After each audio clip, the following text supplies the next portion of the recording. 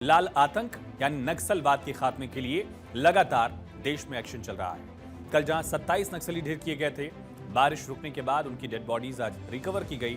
वहीं सुकमा और बीजापुर में आज नक्सलियों और जवानों के बीच एनकाउंटर हुए। गुरुवार को छत्तीसगढ़ में 2 जगहों पर एनकाउंटर हुए हैं। सुकमा के तुमरेल गांव में मुठभेड़ में एक नक्सली मारा गया। सुकमा एनकाउंटर में सीआरपीएफ के कोबरा जवान की शहादत भी हुई। एक जवान घायल भी हुआ, इसमें उसे एयरलिफ्ट कराया गया, अस्पताल में भर्ती कराया गया। वहीं दूसरा एनकाउंटर हुआ बीजापुर में, जवानों नक्सलियों के बीच मुठभेड़ हुई। पामेड़ में एनकाउंटर में 5 नक्सली ढेर कर दिए गए हैं। सुकमा जिले में हुई मुठभेड़ में एक नक्सली मारा गया। तुमरेल गांव में एनकाउंटर में सीआरपीएफ के कोबरा कमांडो की शहादत की खबर आई। पुलिस अधिकारियों ने बताया कि सीआरपीएफ की कोबरा की 210वीं बटालियन के साथ छत्तीसगढ़ पुलिस, डीआरजी और एसटीएफ के जवानों के साथ नक्सलियों की मुठभेड़ हुई और इस दौरान जवान एक घायल भी हुआ कोबरा कमांडो। अधिकारियों ने बताया कि घायलों को निकालने के लिए वायुसेना का एक हेलीकॉप्टर जो है उसकी मदद ली गई। वहीं शहीद जवान को नारायणपुर में डीजीपी अरुण देव गौतम और सीनियर ऑफिसर्स ने श्रद्धांजलि दी। सीपी महोदय संगठन के जनरल सेक्रेटरी, जो पूरा संगठन का नंबर 1 कैडर है, जो पूरा देश में जो महोदयों का सरगना है, यदि उनका मारा जाना तो मतलब निश्चित रूप से सुरक्षा बल द्वारा काफी बहादुरी से और टैक्टफुली इस अभियान को संचालित किए गए थे। और डीआरजी टीम्स का इसके पूर्व में भी जितना भी जो बस्तर संभाग के अंतर्गत जो अभियान संचालित हुआ है, इसमें कठिन भौगोलिक परिस्थिति के बावजूद, कठिन जैसा जो क्षेत्र में और अनड्यूलेटिंग टेरेन है, घना जंगल है और वेदर का भी चैलेंजेस हमेशा रहते हैं, यदि तेज गर्मी रहते नहीं तो बरसात के सीजन रहते। इन तमाम चुनौतियों के बावजूद डीआरजी टीम्स ने इसके पूर्व में भी काफी उल्लेखनीय कार्य किया। वहीं बस्तर में फोर्सेस ने एनकाउंटर में कल 27 नक्सलियों को मार गिराया था। 3 जिले नारायणपुर, बीजापुर, दंतेवाड़ा की सरहद पर इस एनकाउंटर में 4 जिलों के डीआरजी जवान मौजूद रहे और 2 दिन तक इलाके को घेरे रखा। तीसरे दिन मुठभेड़ हुई और नक्सलियों को मारा गया। उनमें बस और राजू भी शामिल था। दोनों तरफ से गोलीबारी में 1.5 करोड़ का इनामी बस और राजू उर्फ नंबाला केशवराव ढेर कर दिया गया। उसकी तस्वीर आप देख रहे हैं। इसकी डेड बॉडी रिकवर कर ली गई है। जिला पुलिस लाइन लेकर इसे ले आया गया। अबूझमाड़ के जंगल में एनकाउंटर में मारे गए नक्सलियों के शव लेकर अब जवान लौट आए हैं। कल तेज बारिश की वजह से उनके शवों को लाने में दिक्कत हो रही थी। आज उनकी डेड बॉडीज रिकवर की गई और जिला मुख्यालय से पहुंचाया गया है। उसमें बस और राजू का भी शव देख रहे हैं आप, जो कई बड़े नक्सल हमलों में शामिल था। 2010 का नक्सल हमला, 2013 का जीरम, इस तरह से जवानों को टारगेट करने के जो भी बड़े मौके रहे, हमले रहे, उन सब में इसकी भूमिका बताई जाती। इस पर 1.5 करोड़ का इनाम था।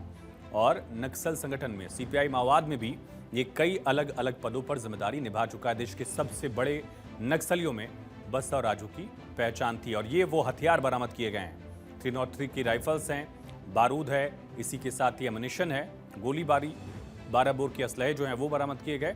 और साथ ही इसके साथ ही नक्सल गतिविधियों से जुड़ी हुई जो सामग्री है, नक्सल डॉक्यूमेंट्स हैं, वो सब भी इनसे रिकवर किया गया। खुद तमाम सीनियर ऑफिसर्स ने इसको देखा है। ये तमाम हथियार इनसे बरामद किए गए हैं।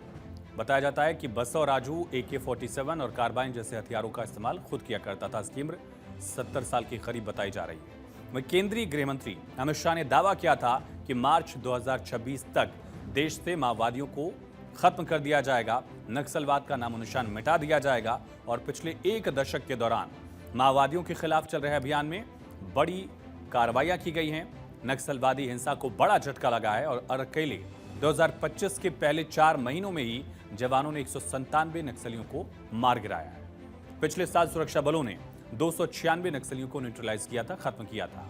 अबूझमाड़ के जंगल में नक्सल ऑपरेशन पर छत्तीसगढ़ के मुख्यमंत्री विष्णु देव साय की प्रतिक्रिया आई। उन्होंने कहा कि जब तक नक्सलवाद समाप्त नहीं हो जाता, इस तरह के ऑपरेशन चलते रहेंगे। कहा कि हम कह सकते हैं नक्सलवाद की कमर टूट गई। नक्सल आंदोलन की रीढ़ कहा जाने वाला माओवादी का महासचिव और पोलित ब्यूरो का सदस्य बसवा राजू उर्फ गगन्ना इस कार्यवाही में ढेर किया गया है। इसकी गिनती माओवादियों में नंबर 1 के रूप में होती थी। यह बहुत बड़ी सफलता है और इससे निश्चित रूप से नक्सलवाद को एक बड़ा झटका लगा है, नक्सलवाद का कमर टूटा है। और इसके लिए मैं अपने सुरक्षा बल के जवानों का शौर्य और साहस को प्रणाम करता हूं। उन पर हमको गर्व है। पिछले 10-11 सालों में किस तरह से लाल आतंक के खात्मे का पूरा ब्लूप्रिंट तैयार किया गया और खास करके पिछले 6 सालों में जब से अमित शाह ने गृह मंत्रालय की जिम्मेदारी संभाली उसके बाद का आंकड़ा आप देखेंगे और आपको साफ फर्क जो है वो साल दर साल के आंकड़ों में नजर आएगा। 2014 में महज 63 नक्सली मारे गए थे, लेकिन अगले साल यह आंकड़ा बढ़कर लगभग दोगुना हुआ। 110 नक्सली 2015 में ऑपरेशंस के दौरान मारे गए। फिर आता है साल 2016, सबसे अहम आंकड़ा 250 से ज्यादा नक्सलियों को वहां खत्म किया गया था। 2017 में आंकड़ा कम हुआ, 152 नक्सली मारे गए, लेकिन 2018 में एक बार फिर से इनमें इजाफा दिखा और इनमें ज्यादातर नक्सली जो है छत्तीसगढ़, ओडिशा और तेलंगाना, महाराष्ट्र, इनके ट्रायंगल, जो नक्सल ट्रायंगल कहा जाता है, वहां इन ऑपरेशंस में इनको मारा गया। 2018 में 231, 2019 में 154 नक्सली मारे गए। फिर आता है साल 2020 जब 134 नक्सली जो हैं वो मारे गए थे। फिर 2021, 2022, 2023 कोविड के दौरान ऑपरेशंस में भी कमी रही, नक्सल गतिविधियों में भी कमी रही, ये कहना होगा। 2020 में 134, 2021 में 128, 2022 में 66, जबकि 2023 में 57 नक्सली मारे गए। लेकिन सबसे अहम है पिछले 14-15 महीने, खास करके पिछले 16 महीने आप कह लीजिए कि 2024 का पूरा साल और 2025 का अब तक का पूरा वक्त। इस दौरान सबसे बड़ा एक्शन लिया गया, लगभग 400 से ज्यादा नक्सली ढेर किए गए हैं। 2024 में 296 नक्सली मारे गए। 2025 में महज 4 महीने में ही 197 नक्सलियों को खत्म किया गया और इसका असर ये हो रहा है कि नक्सली मारे जा रहे हैं, नक्सल हिंसा में गिरावट आ रही है। माओवादी हिंसा से गंभीर रूप से प्रभावित जिलों की संख्या 2014 में 35 थी, यानी देश के 35 जिले नक्सलवाद की गंभीर रूप से समस्याओं से प्रताड़ित थे, परेशान थे। 2025 में आंकड़ा 35 से सीधे घटकर 6 तक आ गया। देश में सिर्फ 6 ऐसे जिले हैं जहां गंभीर तौर पर नक्सल गतिविधियां दिख रही हैं। कुल नक्सल प्रभावित जिलों की संख्या जो 2014 में 126 थी, वो 2025 में अब घटकर महज 18 तक सिमट गई है। नक्सल घटनाओं वाले पुलिस थानों की संख्या 2014 में 330 थी। 76 जिले जिनमें 330 पुलिस थाने ऐसे थे जो नक्सल घटनाओं में लगातार सुर्खियों में थे। 2024 में ऐसे 42 जिलों के 151 पुलिस थाने ही बचे हैं, लगभग आधे हो गए हैं, जहां पर नक्सल घटनाएं रिपोर्ट की जा रही हैं। जवानों की शहादत में भी कमी आई है। 2014 में 88 जवानों ने लाल आतंक नक्सलवादियों को खत्म करते समय अपने प्राणों की आहुति दी, सर्वोच्च बलिदान दिया।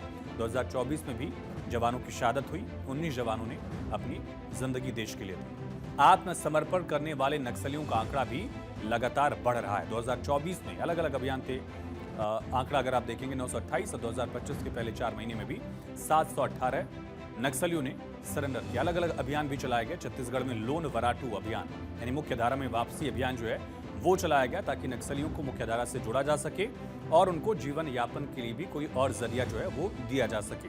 ये कोशिश भी सरकार की कामयाब है। सरकार की तरफ से ऑप्शन दिया गया है नक्सलियों को कि हथियार छोड़िए, मुख्य धारा में जुड़िए, काम करिए, सरकार आपकी मदद करेगी। लेकिन अगर नहीं ऐसा करते हैं तो फिर उसका अंजाम क्या होगा? ये तस्वीरें गवाह हैं किस तरह से साल दर साल नक्सलियों को खत्म किया जा रहा है। देश के जवान उनको खत्म कर रहे हैं। सरकार ने नक्सल प्रभावित क्षेत्रों में सुरक्षा बुनियादी ढांचे को भी काफी मजबूत किया है। अब तक 320 सुरक्षा शिविर स्थापित किए गए। 68 नाइट लैंडिंग हेलीपैड भी बनाया गया जहां रात में भी हेलीकॉप्टर लैंड हो सकता है और इससे त्वरित तैनाती जो है वो संभव हो पाई। खेले बंद पुलिस स्टेशन की संख्या 2014 में सिर्फ 66 थी, बढ़कर 2025 में 555 हो गई है और पिछले 14 महीने में 400 से ज्यादा नक्सली मारे जा चुके हैं। लेकिन अभी भी कई नक्सल लीडर जो हैं वो टारगेट पर हैं। बसवराजू को मारा गया, लेकिन अभी मुप्पला लक्ष्मण जो है इसकी तलाश चल रही है। कौन है मुप्पला लक्ष्मण? इसकी उम्र लगभग 74 साल है, नक्सल लीडर है, सीपीआई माओवादियों का ये सलाहकार है और सीपीआई माओवाद के सेंट्रल कमेटी का मेंबर है, पॉलिट ब्यूरो का भी मेंबर है। इसी तरह से तेलंगाना के करीमनगर जिले के बीरपुर गांव का ये रहने वाला है। हिडमा की भी तलाश चल रही है। बताया जा रहा है कि हिडमा की खिलाफ भी कार्रवाई को लेकर बहुत जल्द जो है वो खबर आ सकती है।